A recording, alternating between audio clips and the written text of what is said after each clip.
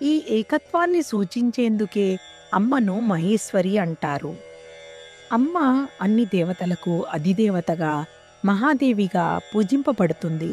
ఈ విశ్వంలో ఇంద్రుడు, వరుణుడు, అగ్ని, వాయువు వంటి దేవతలందరూ ప్రత్యేక కార్యాల కోసం ఉన్న శక్తులే. అయితే ఆ శక్తులన్నింటికీ మూల కారణమైన ఏకైక పరమశక్తి అమ్మవారే. దేవతలు తమ తమ అధికారాలు, శక్తులు, కార్యసిద్ధి అన్నింటినీ ఆమె అనుగ్రహం ద్వారానే పొందుతారు.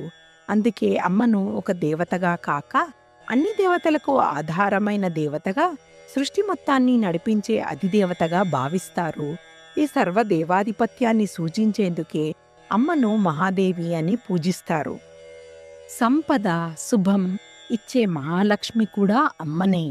మహాలక్ష్మి అంటే కేవలం ధనం ఇచ్చే దేవత మాత్రమే కాదు. అమ్మ భౌతిక సంపద, మానసిక శాంతి, ఆరోగ్యం, సద్గుణాలు, సౌభాగ్యం అన్నింటికీ మూల కారణమైన శక్తి. మన జీవితంలో శ్రమకు ఫలితం దక్కడం, ఇంట్లో సుఖశాంతులు ఉండడం, కార్యాలలో విజయం కలగడం ఇవన్నీ అమ్మ అనుగ్రహం వల్లనే సాధ్యమవుతాయి.